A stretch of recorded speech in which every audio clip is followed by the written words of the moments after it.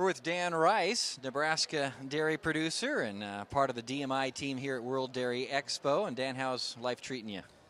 Doing well. The show's good and beautiful weather, so it's all going good today. Yeah, we were just seeing you in the news here this past year about the U.S. Sustainability Awards, and you're a recipient of that, right? Yeah, it was a great honor to be recognized by the Innovation Center for our efforts around sustainability and be able to go to Washington, D.C. and receive that award. So it's quite an honor, yeah. So how is it that they chose you? What are you doing right over there in Nebraska? Okay, well, first of all, we don't do anything a whole lot different than anybody else in the dairy industry. Dairymen are, they're just great examples of sustainability. And our problem is in the dairy industry, we don't like to talk about it. And most dairymen are very humble and don't blow their own horn very much. So we're great at sustainability industry. We just got to tell our story, and that's what the awards are all about. Some of the things that we do and why we were chosen is we're actually 4 family farms that have combined our herds and dairy together. So that's really gets to the heart of sustainability, and sustainability is really about is, are you going to be there for the next generation? And we did it so that we can survive for the next generation, and it's working pretty well. We have 9 family members from the 4 families that are coming back to the dairy farm for the next generation, so we're pretty proud of that. Well, we hear a lot about the carbon footprint. How are you doing to reduce that on your operation? On our operation, we're always talking about sustainability. We're vertically integrated. We have our own processing plant, so we're always looking at new packaging, how to lower the carbon footprint in packaging, and we're doing a lot of work around a pouch system that can lower the landfill use. And then we also have a compost operation, which we compost all of our solid dairy manure, and we bring in grass and leaves and food waste from the local community in Lincoln. Mm-hmm. So those are some of the things that we do. Yeah. Well, last time we spoke, probably a couple of years ago, I don't even know if you remember, but you were talking energy audits or something like that, energy efficiency on the farm, and you really saved a lot of money on that. It sounded like. One of the things that the U.S. Sustainability Council does is give dairymen ideas and avenues to be more sustainable, but really we all have to save money by doing these sustainable things. Otherwise, it doesn't make any business sense for us.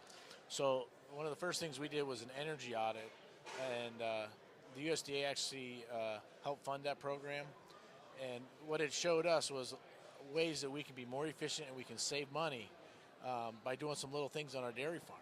A couple of examples is putting more efficient lighting in, and the list goes on and on from there. Sure. Now, looking ahead to this next year, U.S. Sustainability Awards, nominations are open now. Right. So, similar to how you were nominated, right. You're looking at a process for next year. Tell us about that and what's the process? Yeah, well, the process is nominations are now open. We're looking for dairy farmers that have new and innovative ideas, and we'd like the nominations the applications are due by November 15th, and we'd really encourage other dairy farmers to nominate themselves or other people that they know are doing some new and innovative things around sustainability. And the reason the awards are out there is to showcase dairy farmers that are doing a great job around sustainability, so we can tell other dairy farmers about that and also tell the consumers about that. We found through our experience at Prairieland, because we have a lot of visitors, they have no idea what we're doing around sustainability. They have no idea that we use our water 4 times before we use it for irrigation. They don't have any idea that we care for the land, that we care for our cows.